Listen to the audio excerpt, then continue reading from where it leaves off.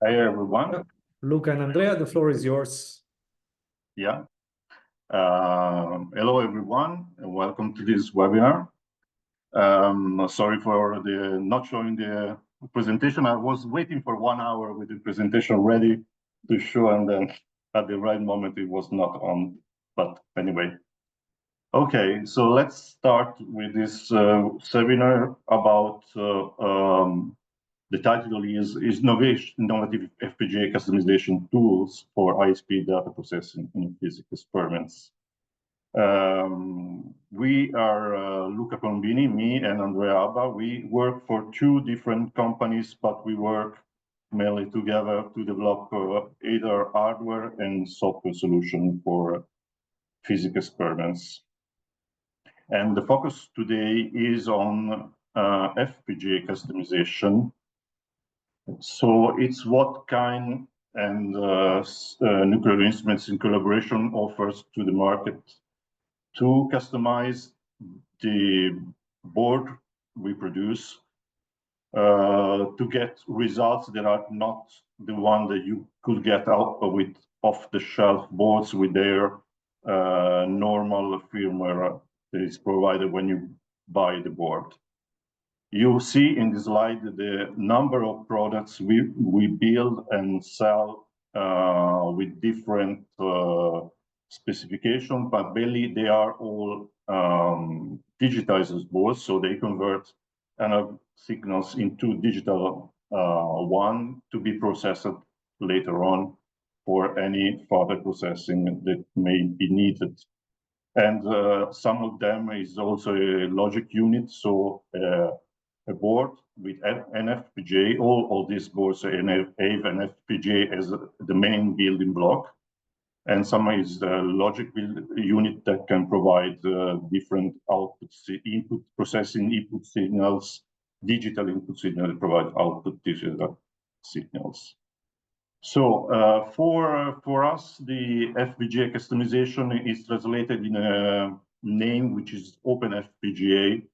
And I will explain what we mean by open FPGA in the context of CAEN and Nuclear Instruments solutions.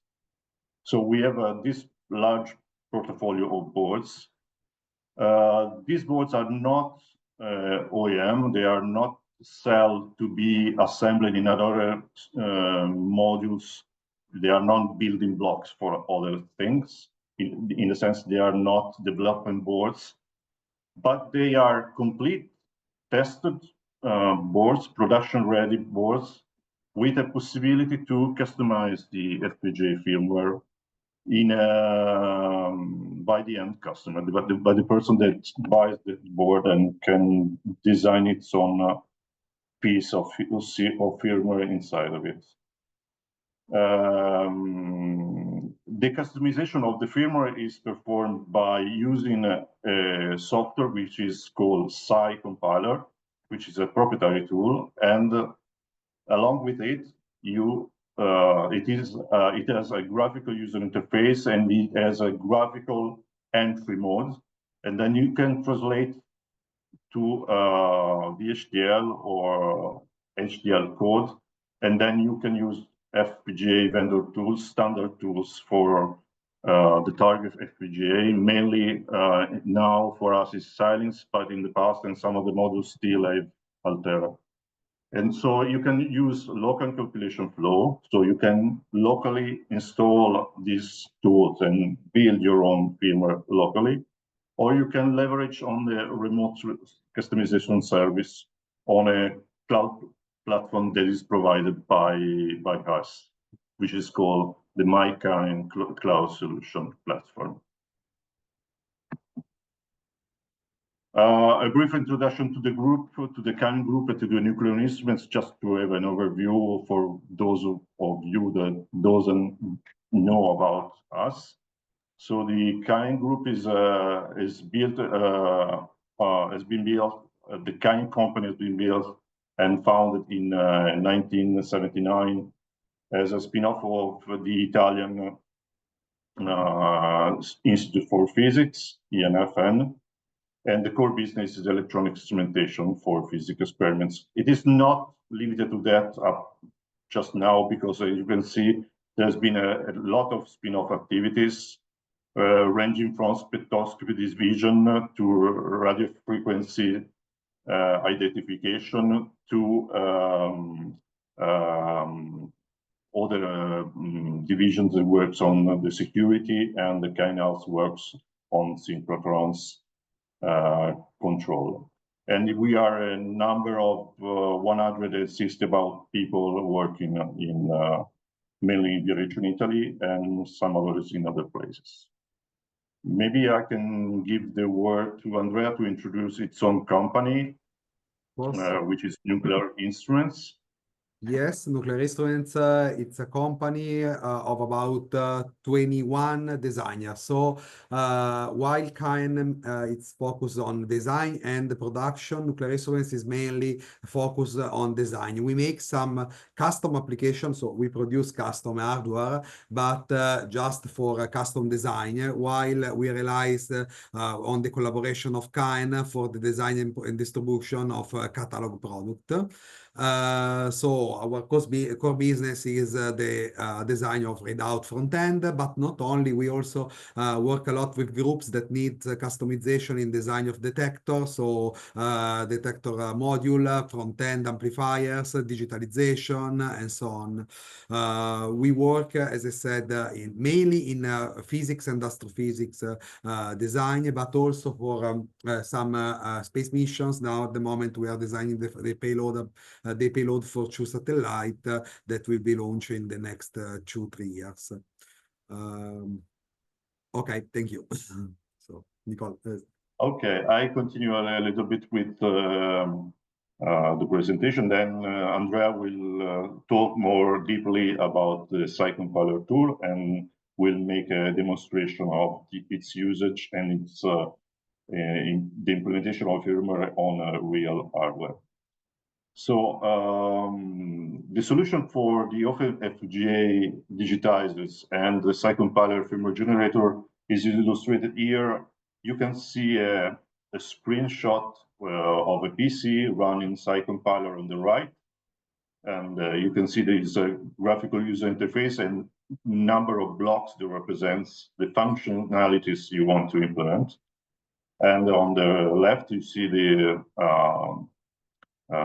number of boards you can build firmware on. Just for an example, this is one of the families of boards we produce and we sell. This is called Digitizer 2.0 modules, meaning that in the past, the legacy digitizer called 1.0 are still in production, still are sold, but they didn't support the open FPGA approach. At least you have to sign an NDA to work on the firmware on that. Now with Digitizer 2.0 and other modules, you can use the open FPGA approach without signing any NDA. For example, this family of boards has a number of different mix of number of channels and sample rates. For example, you can see ranging from large number of channels, 64 with 125 megacycles per second at 16 bits, up to 16 channels with 1 gigasamples per second, 14 bits in the module that is going out now in production, which is the one that has the largest sample rate up to now, but there are modules in development which has even more sampling rate than this one. And this is a matrix that shows the combination of sampling rates and number of bits and the form factor for all of our products. So you can see there are boards in VME standard, in desktop standard. It's not a standard anyway. You can use desktop modules on your own desk or rackable in a rack. And the one that I was saying before, development is ongoing for even for a 5 gigasamples per second platform based on the RF SoC from Science FPGAs. So they integrate in one chip, one system on chip. Very fast sampling rate. You can generate signals and have a larger number. In this case, the number of channels, as you can see, differentiated between different versions, but it's 8 channels, 5 gigasamples per second, for example. Maybe Andrea, I don't know if he wants to add, it is the main designer of the board. And one of the implementation, and Andrea knows much more than me about this, it is the implementation of trapezoidal filters, which is the main building block to process exponential decay signals from detector in physics experiments, which can be implemented at 5 gigahertz on this kind of boards. I don't know if Andrea wants to add some more, but yes, not only the trapezoidal, but also we have the QDC, PSD based on both peak on area or the ratio between the area and area. You can imagine how it is difficult to manage a system that produces 5 gigasamples per second on several channels. With Sci-Compiler, we see later that is really simple, because all the backend works of making this parallel algorithm is done by us, and so you just can focus on the design of the algorithm without have to understand how to operate with a filter that is designed to be serial, but we make parallel to operate at 5 gigasamples per second. Just that. Okay, so let's dive into the open FPGA approaches for our digitizers. The mainstream approach is by using another FPGA platform, a digitizer, or anyway, not only digitizers, but also logic units, which is another piece of the puzzle, plus Sci-Compiler. This is the mainstream approach.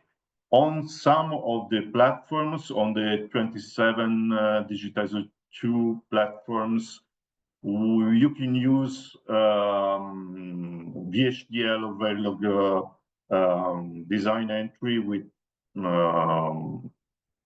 HDL flow by using a Firmware Development Kit, DK.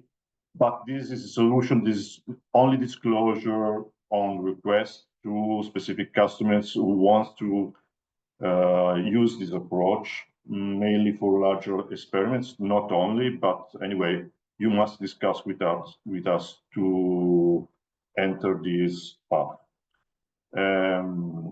Anyway, in general, the digitizer boards, we talk about digitizer boards in this case, have 2 different flavors for what we call the framework. The FPGA approach, we'll show you later, will give you the possibility to customize a user module which is embedded in the design, but it is surrounded by a framework which is designed by us, tested by us, and this framework can come in 2 flavors.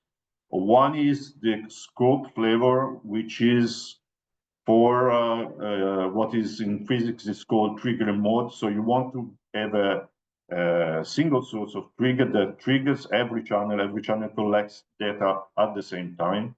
And this is possible only on the digitizer 2 platform.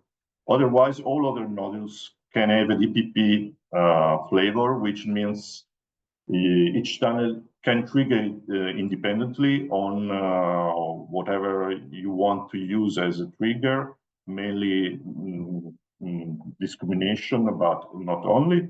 And you can store short samples of waveform along with the information which you can extract from the pulse, and this is called in physics streaming mode. Okay, so you can see from this small picture, small design, that the customer firmware is just one piece embedded in the FPGA. You have an interface inside the FPGA where you can place your logic, and the rest of the logic is the framework, which is designed by us. And then the custom firmware can sense the digital inputs, can drive digital outputs, and receive ADC data in input to be processed, and can generate events towards the framework. Same concept in a different picture, in the sense that the framework can assess the user logic through configuration. In the case of science design, for example, we use XC for light register access. You have one interface to configure your user registers, and the user logic can generate streaming of data output. And we provide all the support and the management of the memory, the ADC, the DAC, the I/O, which is a complex task to do if you want to design your own board. And we have done it before, so we provide it to you, ready to use. And okay, we provide the infrastructure. You can implement your algorithm for data processing, parameter extraction, and trigger logic. And the Sci-Compiler is the graphical tool that with pre-compiled modules, so you don't have to write your own code, because the code has been already written. You assemble the logical modules together. And the things that Sci-Compilers do is to translate that design into an HDL logic that you can put in your user space and interact with the rest of the system. At this point, I think Andrea can illustrate better than me the Sci-Compiler, which is a tool that's been developed by Nuclear Instruments, and Andrea is the main designer of the tool, so it is the right person to explain. Okay, so in brief, Sci-Compiler is just a visual programming language. So you can make a block diagram. You can see a block diagram in Sci-Compiler on the left in this slide. And then this is what is the user experience. It just pick blocks, IPs from a catalog, put in an hierarchical design, connect the block each other to implement the functionality required, and then press compile. And what happens? It happens that these functional blocks are converted in a firmware. It means that we wrote the VHDL or the HLS that is behind this block, and the tool just pick from the catalog this block and instantiate the different component, create the signals, and connect everything together.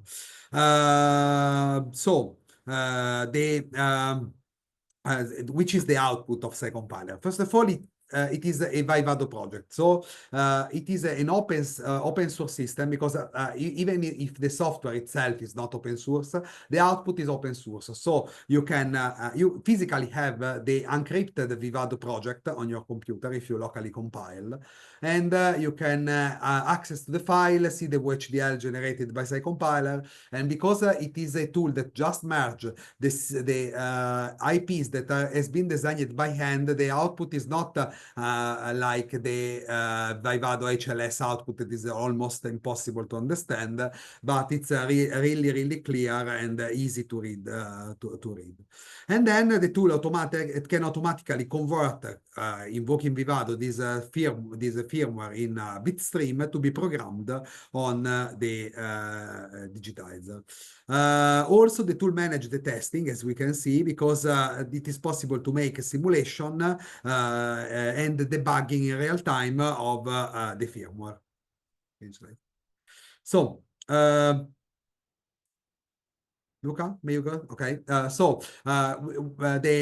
idea is that you can take one of the digitizer, any of the digitizer, design your block diagram, and Sci-Compiler will create the project. It's important to understand that you can migrate from one device to another device. So the design, you focus just on the algorithm. The hardware platform is just like where to implement the design. But you can have multiple more or less channel. You can have a higher or less sampling frequency, but any design can be run on one hardware or on another hardware. And all this without knowing anything about VHDL or Verilog. We have entire experiment. For example, at the European Spallation Source, there are like 7 detectors, several analyses that are completely based on Sci-Compiler firmware. And people that design this firmware has almost any capabilities to write code in VHDL. So this enables the scientist to design directly the firmware in the way that they would communicate directly with the people, the electronics group that maybe should code their algorithm. Change. Next. Okay. Which is difference between Sci-Compiler and, for example, tool like LabVIEW. Let Sci-Compiler implement firmware that works inside the FPGA directly in the DAQ of the instrument. So it can exploit full parallelism of the FPGA because you are not implementing a CPU that makes some calculation, but you are designing the data path and the data pipeline of the processing algorithm. And moreover, it has a much lower latency, for example, in control systems that use our new digitizer that has also analog out. On the other side, obviously, LabVIEW tool, it's more easy to be used and more has more maybe advanced functionalities, including graphics functionalities, but it works on the CPU of the computer, and so it is it has a higher latency and also can rely only on the power of computational power of the computer. We have now it's written 100 or more virtual blocks that are very similar to instrumentation that you can find in your lab. So we have, for example, oscilloscope. We have a filter to calculate the energy that can be, for example, trapezoidal filter or charge integration or shapers and so on. We have TDC. Mainly the block that we offer are divided in input-output block, in processing block, logic blocks, and in readout blocks. This is just an impact slide that show the catalog updated to few years ago, so now it's much more than this. User pick one of the more of these blocks put in the design, we will see later, and the build engine convert this in before a Vivado project and then in a bitstream file. Next. Sci-Compiler, it's 3 tools. Sci-Compiler itself that generate the firmware. Resource Explorer, that is a debug tool to interact directly with the hardware and make a first visual readout of the hardware. And the last is Sci-SDK, that is the tool to write the readout using, it's a library at the end to make application that read out a Sci-Compiler firmware. Next. As I said, the Resource Explorer is a powerful tool, very easy to be used. It just enumerates everything you put inside your firmware, a register, an oscilloscope, a logic analyzer, a list, or a spectrum, and so on. And then you can like set a register, read a counter, reset a counter, or view a waveform, and so on. This without writing any line of code. As soon as you upload the firmware on the FPGA, this tool can run also directly inside the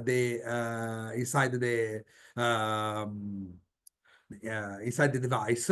Next slide, and it is able to create a visual environmental where you can probe values or set register or make statistics, analysis, and so on. Sci-SDK, on the other side, is a more complex tool that allows the readout of any firmware developed with Sci-Compiler, but in several programming languages. You can have a look that we support almost all new programming language. Moreover, the library is portable on Windows, Linux, but also on embedded devices like Raspberry Pi, and works inside Jupyter Lab, for example. Install in Python, for example, is really easy. You can just pip install Sci-SDK and immediately work. And it also works inside LabVIEW because you can, for example, develop the firmware in Sci-Compiler, the part that run in real time in Sci-Compiler, and that make maybe slow control and data visualization in LabVIEW if you're used to use LabVIEW. Next. Sci-Compiler has integrated the simulation, so we can replace some or all input of the design with some stimulus. We have an integrated stimulus generator, and then we can probe any internal signal. To generate stimulus, we have a full detector emulator inside, so we can generate a realistic spectra or realistic signal shape, or we can load file that maybe you can dump with digitizer or oscilloscope. And then we can also script the access, for example, to register or procedure that involve the readout of something in the firmware in order to simulate interaction with the readout libraries. The output is then visualized on a common tool that is GTK Wave integrated in Sci-Compiler, and this tool can also plot analog signals, and you can analyze the output of the simulation in a very easy and convenient way. What we can do, for example, this is the first one is with Sci-Compiler. The first one is an application where we can reconstruct the interaction point of neutrons on position sense straw tubes. The second one is the calculation in real time of our FFT that can also be used for trigger, because we have the FFT that is directly calculated in hardware, and so we can, for example, trigger the acquisition when a specific frequency appears in the signal. We can make time-of-flight spectroscopy, like with the high-resolution multi-channel TDC inside the design. We can make, obviously, pulsate analysis with different kind of filter. We can convert any complex logic. For example, we have a board, Luca maybe has not said before, but we have a board that is the V2495, that is a fully digital board with some 100 channels, input-output channels, that can be used to reduce several racks of DIMM crate in a single board that implements maybe trigger, counting logic, and so on. And it's a valid solution to upgrade maybe old experiment that has very old electronics that maybe will die in the short future. Implementing, for example, a pulsate analysis is extremely simple. We can use a trigger connected to a trapezoidal filter, connected to a energy sample, and to a spectrum. This replace a standard digitizer, or better, replace an old analog shaper with peak holder and peak sampling ADC.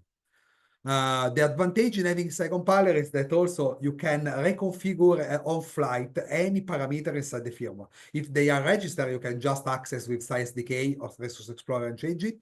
But even if they are firmware, it is possible to remote reprogram any of our board, even via Ethernet.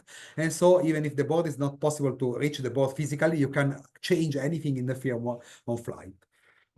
Some few other example in this slide. You can implement any kind of filter with finite or infinite impulse response. You can make a trigonometric operation. We have full floating point support inside the tool, and you can have a tool that make, for example, real-time statistics analysis like real-time variance, real-time average, standard deviation, and so on. At this point, I just say something about the FDK, which is the approach in the case you have a large base of HDL code already.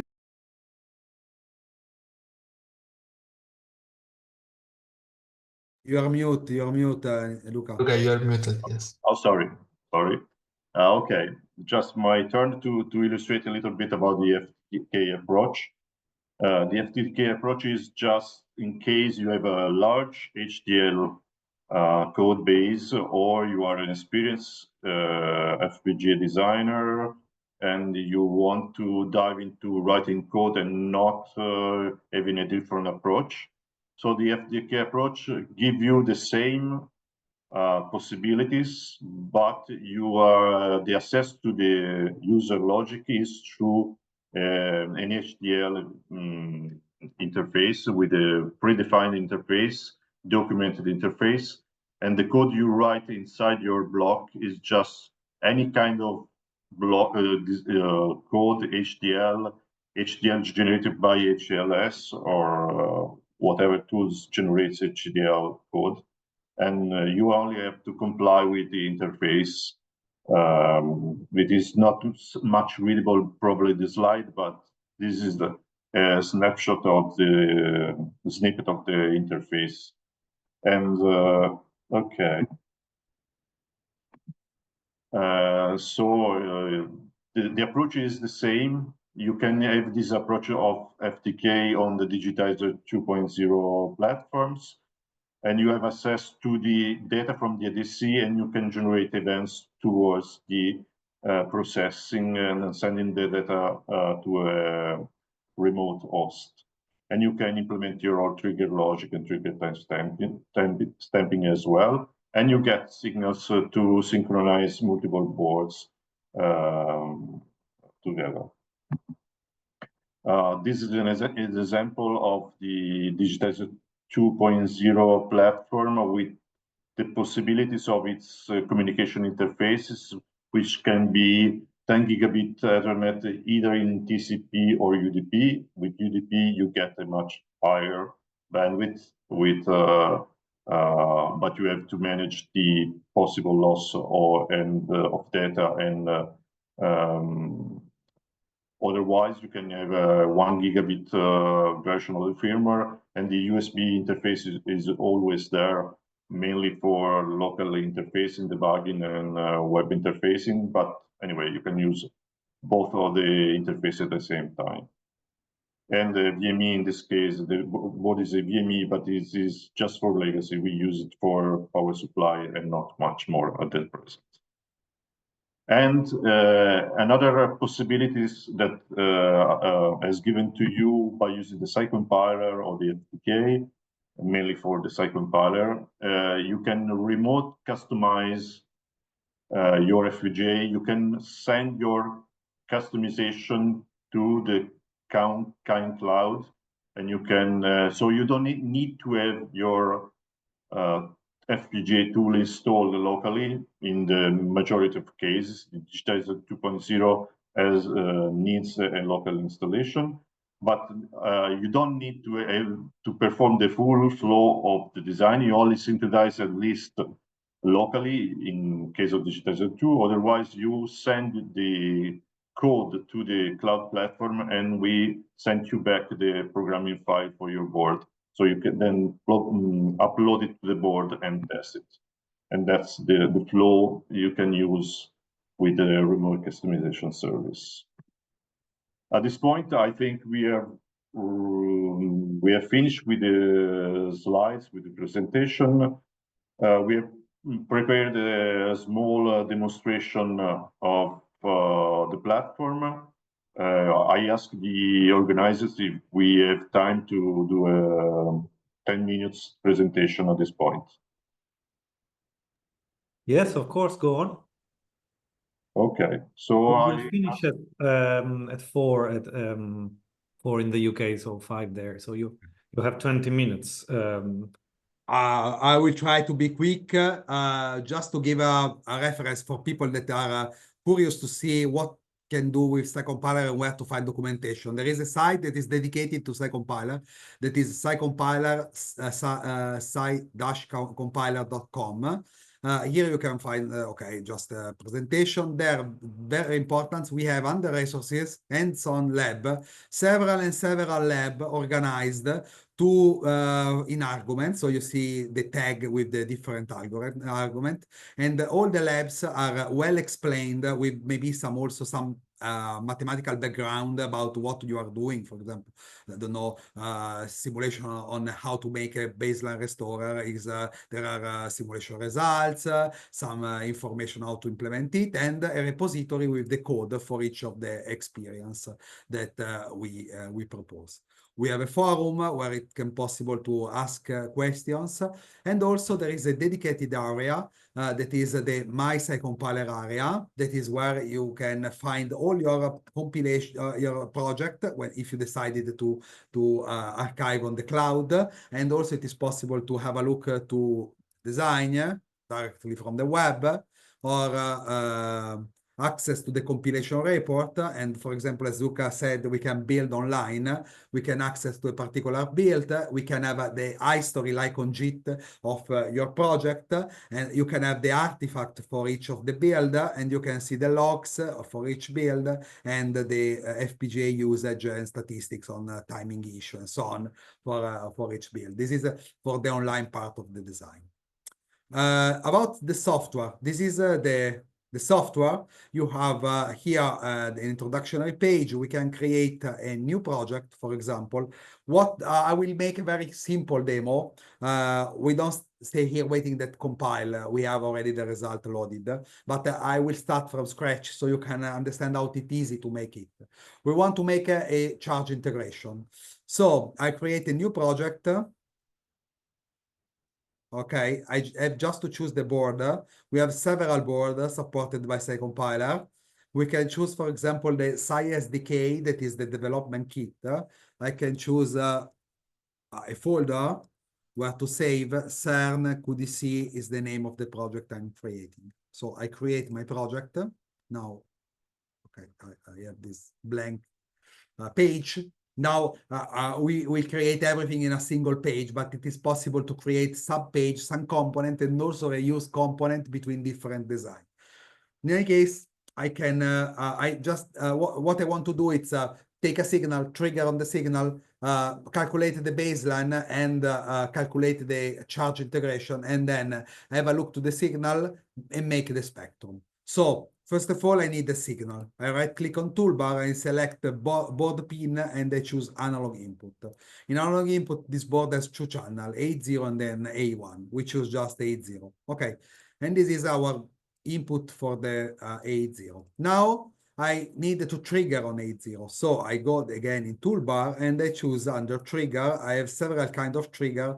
Now I choose the simplest, that is the trigger leading edge with hysteresis. I enable the hysteresis. This is the property of the IP core. It's very similar to the property of Vivado. The trigger has just few properties, just the size of the signal in input, and if I want or not to compile the hysteresis module inside. And then I can connect the input with the data in. I have several modes to represent the link. My prefer is this one. Then I can choose the polarity. I don't know, how can I choose the value of the polarity? If I click on the block, I have here on the left a real-time view of the help of the block that explain before the theory and the IOs. For example, input, I see that is I is the positive polarity. So I can right-click on the polarity and create a constant and set to 1 to say that I want a positive polarity. And then I need a threshold. Threshold, I want to program it. So I can create a register. So I can right-click on threshold, choose fan out pin to register, and just press new, because automatically it set the size of the register to the correct value in number of bits. And then I connect the threshold. Delta, it's the hysteresis value I can put as a constant, so I can choose a value that is big enough to do not have too much noise when the trigger goes down, the exponential goes down. So I can choose 16. Now I can move this design whenever I want, and I can add the baseline restorer now. So I can right-click on the toolbar and choose under signal analysis baseline restorer. Here I set how many memory I want to reserve to the baseline restorer, so I can choose 1000. I connect the output of the trigger analog signal to the input of the baseline restorer, and also the trigger is required for the baseline restorer, because you know when you want to calculate the baseline, you want to avoid that the baseline enter the signal enter in the baseline. So I need the trigger to know when there is the baseline. And then the mlen is the length of the baseline, and all this how long the baseline restorer should hold the baseline when it has a trigger. These two parameters I would like to have register. So I can right-click and select register, new, and add this. And the same for the hold.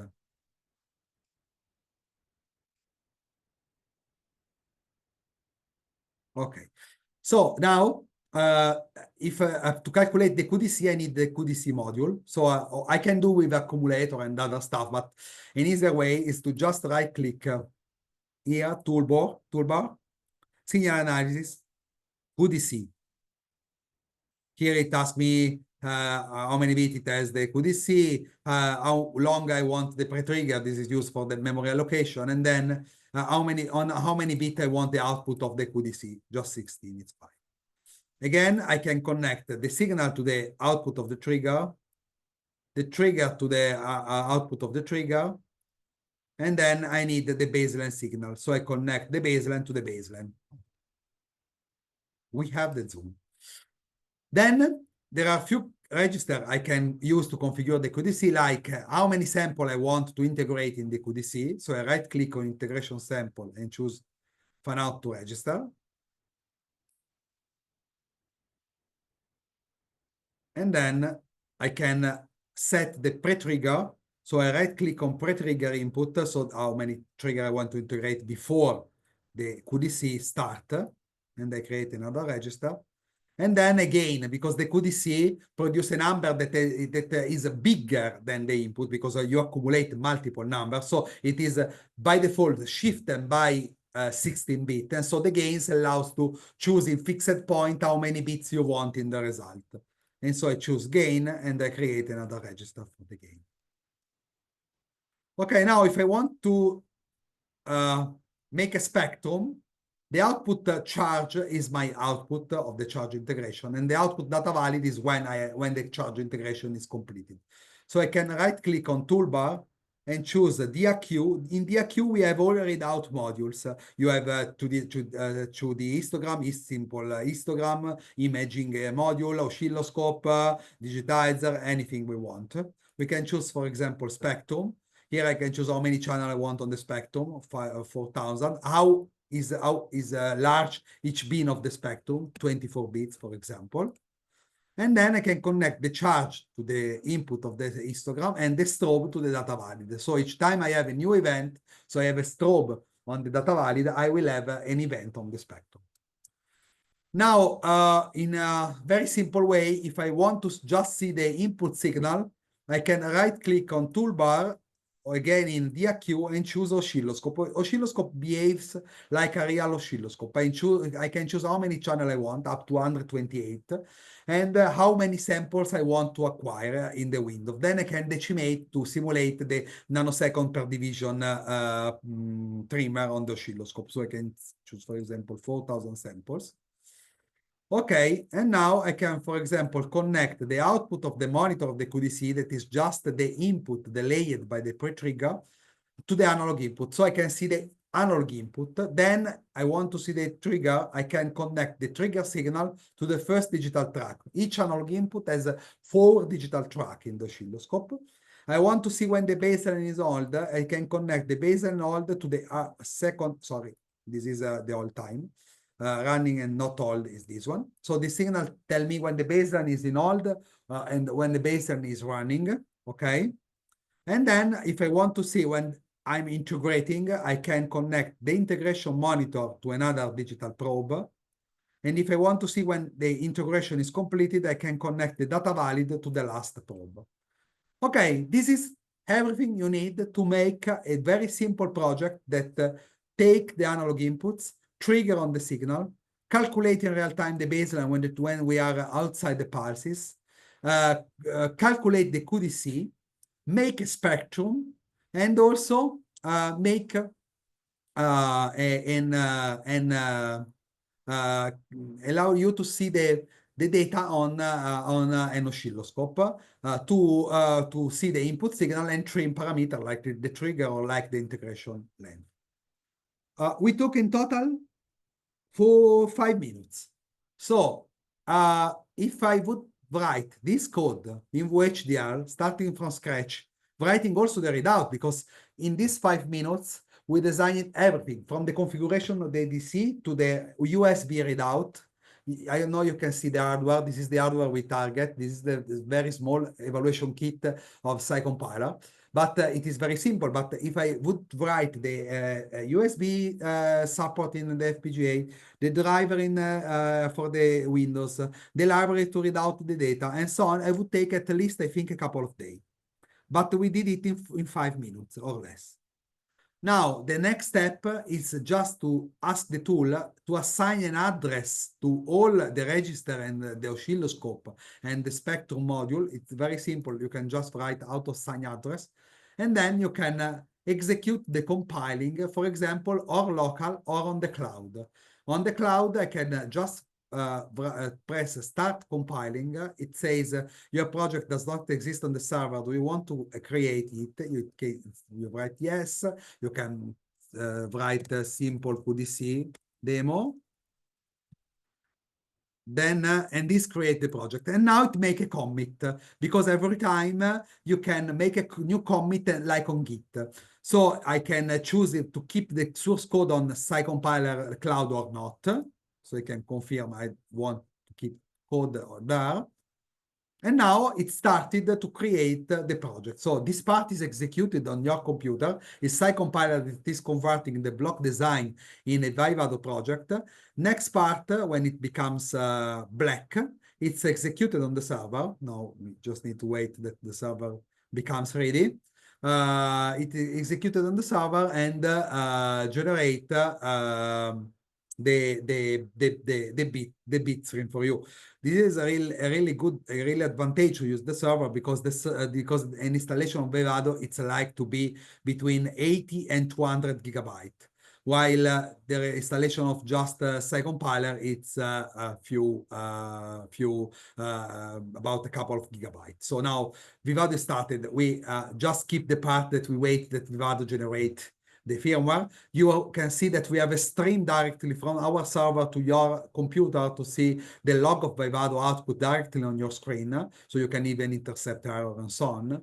The same is true if you compile locally. If you compile locally, we do not receive anything about your project. Then when you finish to compile your design, you can open Resource Explorer. That is this tool I already opened. You can, first of all, load the firmware on the board using the bootloader. Then I'm generating with a signal generator the CAEN detector emulator.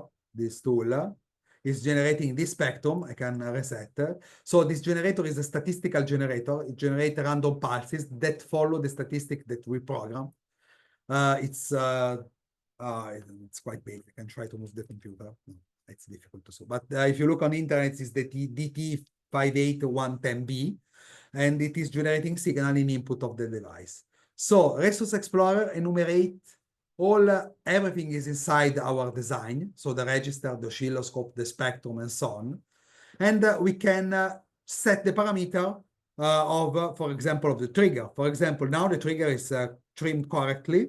You can see the trigger here on the oscilloscope on blue that we are correctly trigger on the signal. But if we reduce the trigger, for example, to 1000, we see that we have no more trigger.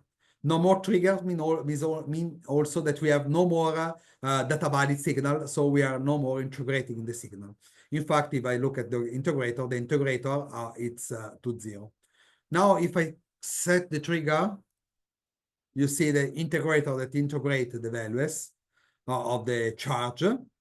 Integrate for the period, the signal is green is high, okay? And when it finishes, it generates the strobe signal to make the spectrum. In fact, if I reset the spectrum and I start again the acquisition, you can see that we have these two peaks that is growing up. If I change, for example, the gain register to 3000, you will see that the spectrum changed the position because we are changing the gain. Sorry, Andrea, but we wanted to have the possibility for some questions at the end. Yes, I finished. Okay. This is the end. Okay. That's all. Thank you. Okay. Thank you, Andrea. Thank you, Luca. Anybody has any questions? I know that probably people have to go at the end of the hour, but let me stop the recording and please raise your hand if you have a question.